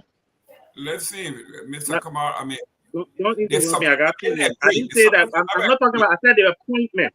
I didn't say the suspension. I said the appointment. Right? Listen to me first, and then disagree. For the Supreme Court ruled that the Supreme Court don't agree. The appointments were illegal. That's why I said now you're shaking your head. If you had listened, then you wouldn't have interrupted me, right? So listen, and then you can I disagree said with yes, me. they did. I'm not agreeing with you. I disagree with No, but Mr. that's Gaines. what I I agree said. to No, it. but you can't do that, Mr. So Pablo. go I was ahead. You got interrupted. 45 seconds, Dr. Yeah. Booty. Go ahead. No, I was interrupted. Yeah. So at the end of the day, the president wants to be, when he wants to be fast, he's fast. When he wants to be slow, he's slow. So he's flip flopping, like I've said already. That look, this president does not understand what he's doing here. I was critical of President Weah on many occasions, but my criticism of this president is different because we expect more from him. You can't spend 42 years in the government and still be as a novice, right? And, because that's basically how we have to refer to him. I'm hopeful. Unfortunately, we have to be hopeful. I'm hopeful that he will change track. I'm hopeful that he will start to do things right. I'm hopeful that he will not listen to Mr. Kamara and start firing people around here. But I'm hopeful that he will do the right thing for the Liberian people. Kamara brought up And to soon. Thank you. Your time is up. Mr. Tawo, the flip flop, please, 2 minutes. Yeah. Okay. So, quick clarification: the Supreme Court did not agree with the president on the suspension. The Supreme Court functioned in two ways. When the suspension happened, the people went to the judge in chamber one. So the judge in chamber said, "Look, this is too much for me," and pushed them back so that they can go to the full bench. That is what, and so people are still waiting to see if they're going to go to the full bench. So that is what happened. So the Supreme Court as a whole, with all of the justices, there was no way like the way they told the president that you are wrong for firing them. They're not in the same way the full bench did not agree. It was one judge in chamber that pushed them back and said that they couldn't hear this. So let's clarify that. But like to what Mr. said, he is right. And I started to see this from from the primary wives. Yes, it's true. And Kamara said something, and I will agree with him on this. That in order for us to, we have a system that is very bad. It's not just on a biker. There's a system that's been going, but that now that's happening on him, so the magnifying glass is on him, right? But in order for us to fix the system, there have to be some painful decisions. When the army wife started to demonstrate, for me, I was wondering, what was this about? I lived in Liberia, and this is very annoying. This disrupt business. Every person that have a little bit of so-called grievance, they get in the street, the black road. If you have disagreement with the police, why can't you go to the police to block the road that is going to the airport? When regular people want to travel, they start stoning your vehicle and they start to break people's windshield. That aspect of things really have to change. Anybody that have some little stuff, they jump in the street. So if the president, there you go. That's how your time is up. That's 2 minutes. Yeah. Yeah. Yeah. You are clarifying first. Yes. Mr. Morris, you are next on the flip flopping. The reason is when you make the public pronouncement in political spectrum, people expect you to live by it. Go ahead. All right, thank you. Look, the president deals with unique problems every day. And the problem here is he doesn't have the foresight to foresee some of these problems that's going to come up and find a solution, a preemptive solution for these problems. Look, when we're talking about flip-flopping, that is that old adage, an old saying that a wise man changes, right? Only a fool stay the same forever. So if you see that you have a problem, if you see that you made let's say a nomination that's not going to be a good fit, or there's been some strong pushback on that nomination, you withdraw it. If the senators are telling you this is not a good fit, we're not going to, support this nomination, you withdraw it. The issue with the bike boys, maybe they did some more, they did more studies and they saw that number one, it was probably going to give the taxi driver a monopoly over cab fare, and that was probably going to drive the price of fees up on people who wants to go to the city, So I'm sure they did some research in the short term and found that it wasn't in the best interest of the country to suspend it, or maybe they postpone it to a later day until they can do a full assessment of the situation.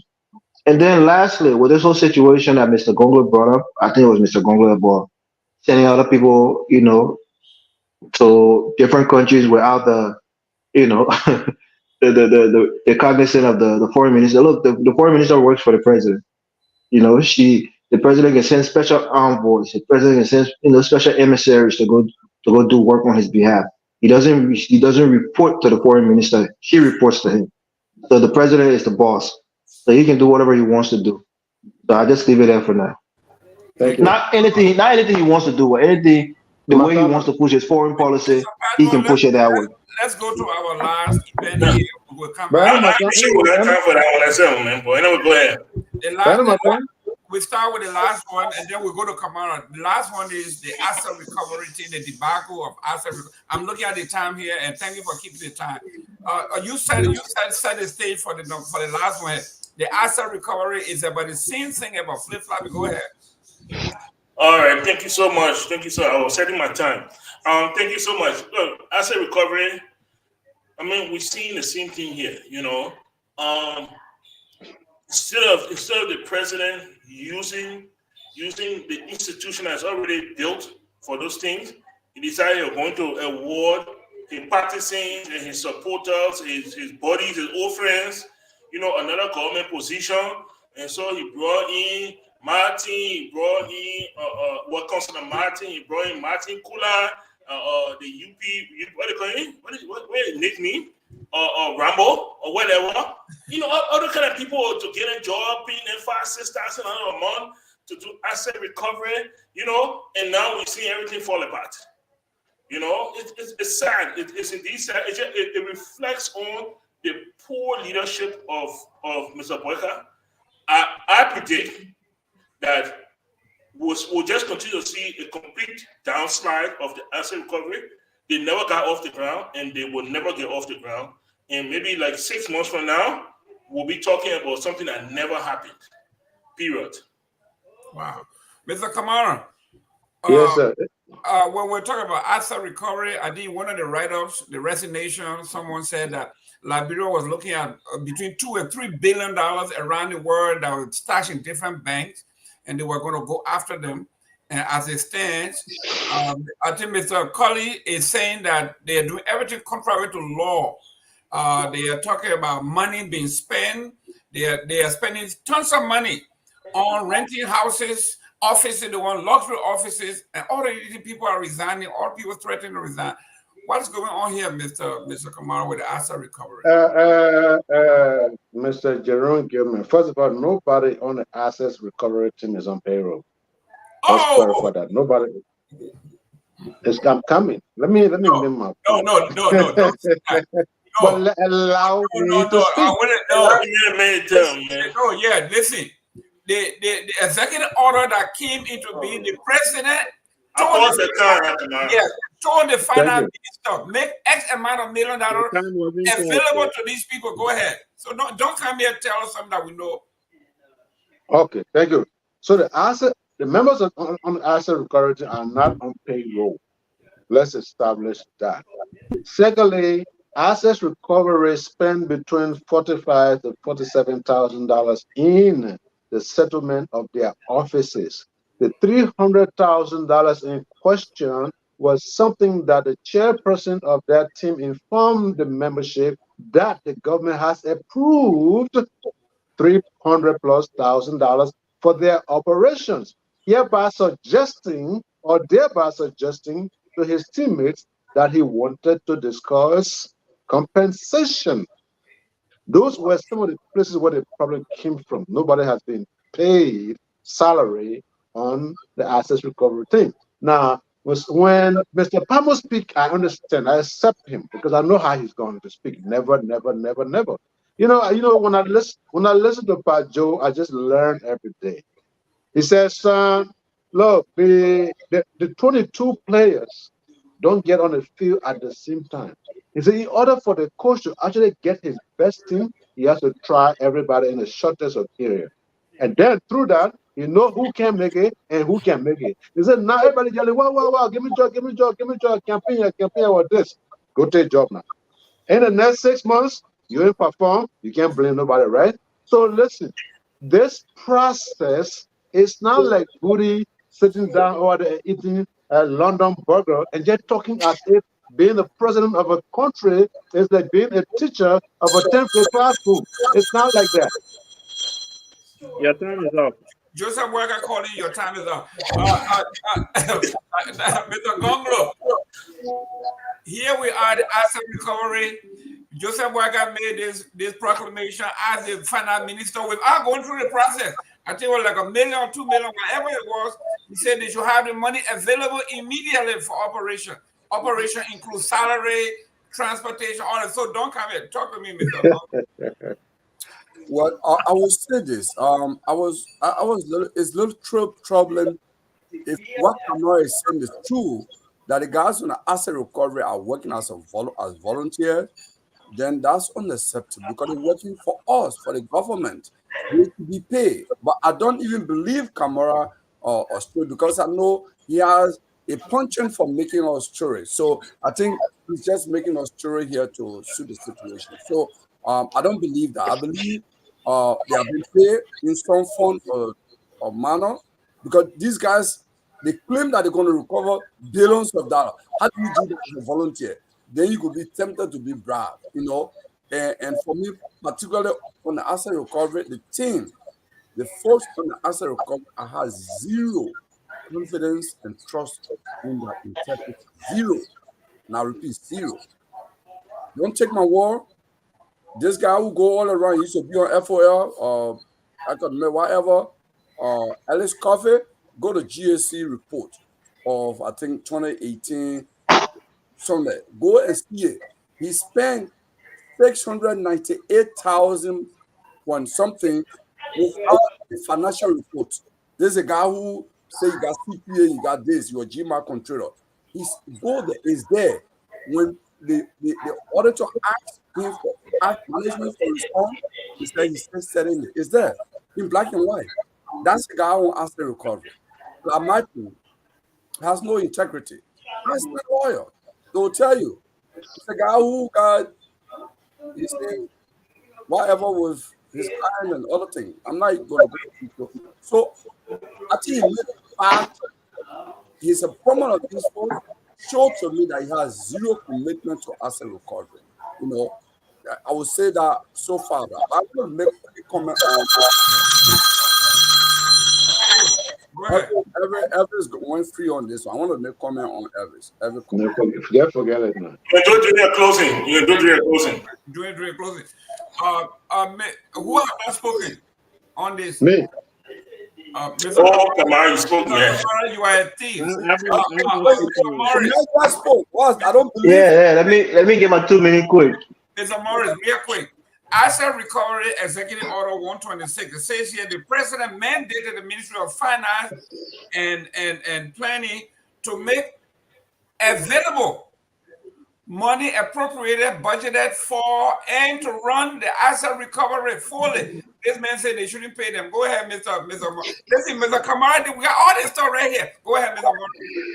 Look, I think anybody who thinks that 300,000 or however much they allocated to do asset recovery is sufficient is outside of their mind. Anybody who thinks that 6 or 7 people can recover asset that was stolen from a country is outside of their mind. The reality is this asset recovery team is redundant. I think that money needs to be reallocated to the Ministry of Justice in concert with the LSCC and internally with the GSC, the GSA. The reality is asset recovery is very expensive and tedious, and it requires people who have the experience, vast experience, both domestically and internationally. So this whole team, that's why it never picked up, because 6 people can recover assets. People who are more sophisticated than themselves, who have high, asset outside of the country and so forth. You think 6 men and 4 of them on that team is vastly, unqualified to be on that team? Come on, it's not going to work. So I think they need to reallocate some of that money to the Ministry of Justice and the LSCC and the GSA to recover some of the assets first internally within the country, and then expand it to external, asset recovery, which takes a lot more money and expertise to do. So this whole team should be dissolved because it's redundant. We have people who can do that job perhaps more efficiently and more expertly. So for me, I just see it as something that needs to be dissolved as soon as possible. Thank you.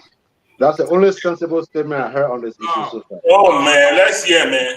Mr. Tao, we got 2 minutes. Do your closing and everything in there. Go ahead. Okay, so when I started on here, I told you guys, because asset recovery have to do with audit. I told you guys that there was never going to be an audit. There was never going to be asset recovery. Before the government took office, I told you that the guys coming in, their intention was to steal. Therefore, they were never going to rock the boat. Where would the asset recovery begin? Is it from the inauguration? Because asset was stolen. They're going to start from there. You already have institutions set up that so-called international partners work with you to set this up, train people, have them in there. Why go outside of it? To have 7 people, just like Morris said, Mr. Morris said here, you work with an institution that already established, have the mechanism, have the auditing of credentials, and then work with a justice ministry to be able to do this stuff and link up with people on the outside, both inside and outside. So setting your 7 people, it was just trying to grab money. The asset recovery team should be audited because they stole money. Thank you very much. Thank you for that closing.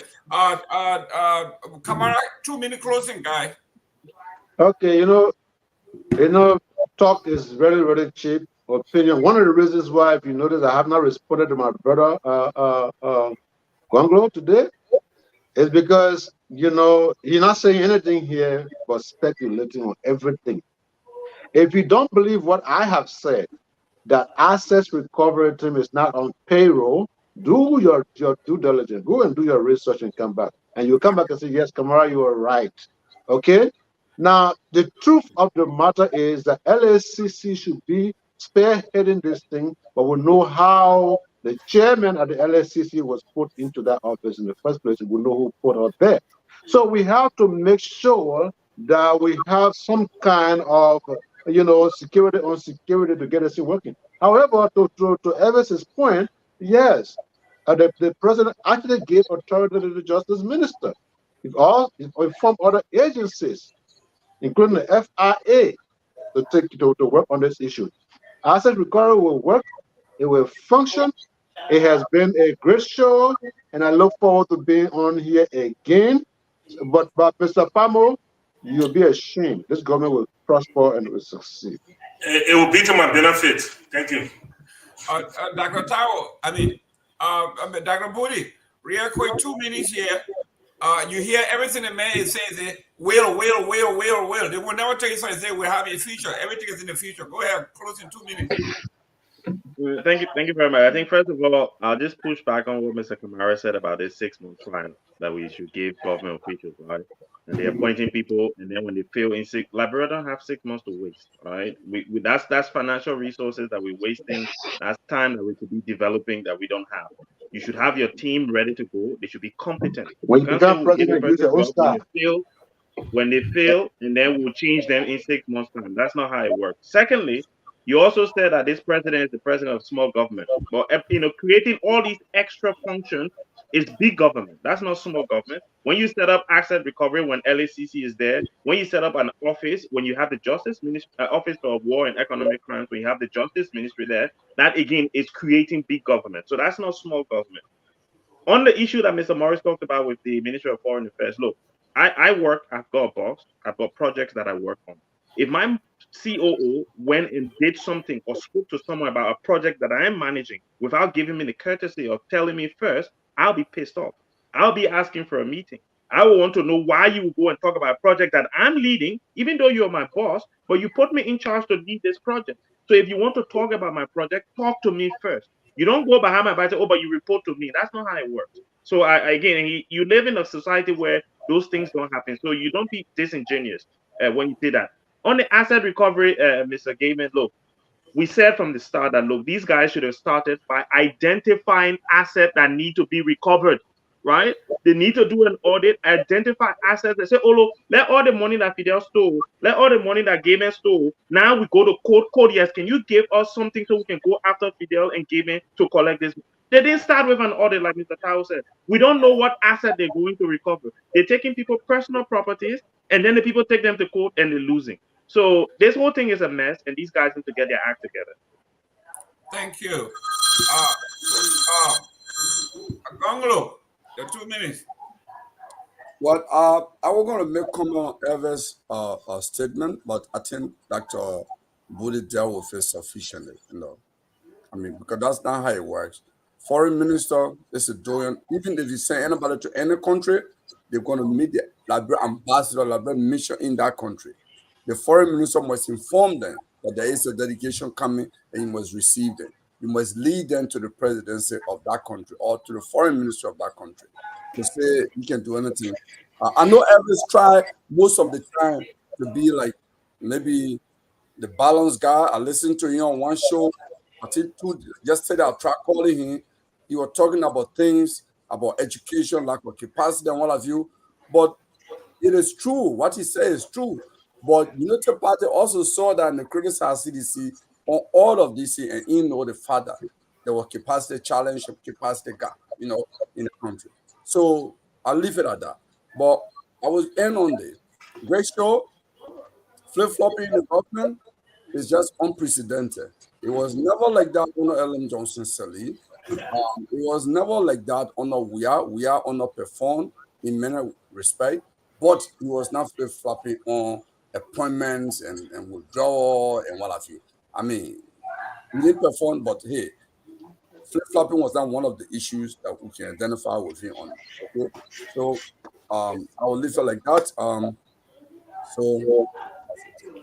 Can I do my closing quick? Thank you. 1 minute. I thought you closed already. No, I'm close. Look, my closing is to the president directly. Mr. President, like Nathan McGill was saying, Mr. President, the people of Liberia want you to move faster. They want you to kick it up another gear or two. You have to move fast in the way you do things. It's too slow. The pace is too slow. So please move faster. And lastly, President is the one who formulates his foreign policy. He can change it on a whim. He can change any direction he wants to change. He's the boss. He's the boss of the foreign minister. So whatever you guys are saying, I understand it. But the reality is the foreign minister is not the boss of the president. The boss of the foreign minister is the president. He can tell us, you know what, I want you to sit this one out. I'm going to send this person in your place. I'm going to send a deputy in your place. You can do whatever. He's the president. So let's understand that. But thank you again for having me. Good show. Undermine your own point. Thank you. He can say to him, but he never said to him. Ladies and gentlemen, I'm going to have Mr. Michael Palmo close, but 1 minute real quick on my own. Someone hacked my account and they blocked me in everything, and they've been calling around, and I really have cataloged most of the conversation. There are 3 that I wanted to explain. Hopefully next Sunday we'll have time to do it. One was between Michael Padmore and the criminal. And the next one, Alva Tokpa and the criminal. And then our CEO, Mr. Jai, and the criminal. The one that really got to me was, I'm going to share this with you next week. This woman they call Massa Washington, I've told everybody to send me all the Massa Washingtons of the world. Just send me the photo of any Massa Washington you know. If she better be pretty, real pretty. Oh, Mr. Jimmy. Come on. If you are Massa Washington and you are a criminal, you better be pretty. Mr. Padmore, close her out. All right. So first is Massa Cooper, not Massa Washington. Yeah. I'm going to sue you for defamation. Yeah. All right. So really quick here. Look, when it comes to the motorbike people, government needs to be smart. Use the opportunity to generate money. Okay? Regulate helmets, different things that people need. Then you use that money, okay, to put on patrolmen with motorbikes that can regulate the motorbike people. And for asset recovery, it's very simple. Look, you get to put money for 1 month, from 1 year. After that 1 year, they will operate off of what they bring in, a certain percentage of what they bring in. If within 1 year they cannot bring anything in, you dissolve them. You're not wasting our brain money and wasting our time behind those things. The money all over the place. Okay? That's simple. Now, when it comes to the first thing we talk about, the concessions, I just want to tell you, I got a few seconds. Let me just tell a little story. When Firestone came to Liberia, Firestone got 1 million acres. and they wanted people to plant, and they wanted people to tap. They went and got all the consistent farmers from the area and made them tappers. Right away, they noticed one thing: who will feed them? The government had an opportunity. The government relinquished that control to Firestone. Say, you hire the people, you must pay them. Firestone said, we are not rice growers. What are we going to do? We'll look to America, where our headquarters is. We'll import rice. They imported Pusawa rice. They brought it. They said we'll divide it with the people. Pusawa, 3 times 10. Yeah, 3 times 10. Pusawa. I ate it. And they had to start getting protected cup of rice. The government misused an opportunity. Instead of doing that, our government should have gone out, put farmers into cooperatives, taught them cooperative farming, commercial farming, and turn common Liberian people into millionaires. Today, we'll still be eating our own rice. And we'll continue to recycle this over and over and over. And we need to stop. We need to stop looking to concessions to solve our problems. There will be problems with every concession. There will be problems, but we can turn that problem into opportunity. And Liberians can really gain from those opportunities if we take hold of it. Thank you so much. Great show. I will definitely be here next week for the next one. Thank you so much, Maggie. Thank you. All right, go. As usual, we gotta go. Mr. Padmo, can you put our song on? Elvis called me after the show. Yes, a big announcement. A group of Liberians are getting together and they're forming a fund, investment fund. They're putting it together. Get ready. It's a great idea. Mr. Alva Tukwa and Dualu and other great folks are working on it. Mr. Padmo will be contacting you, but it's a great team. Dr. Booty and Otawa, I mentioned your name, Mr. Elvis. They are putting together a fund, a development fund. We're talking about investment fund. They got to do it the right way. That's what we are talking about. Thank you very much. Dr. Booty, call me after the show. Yeah.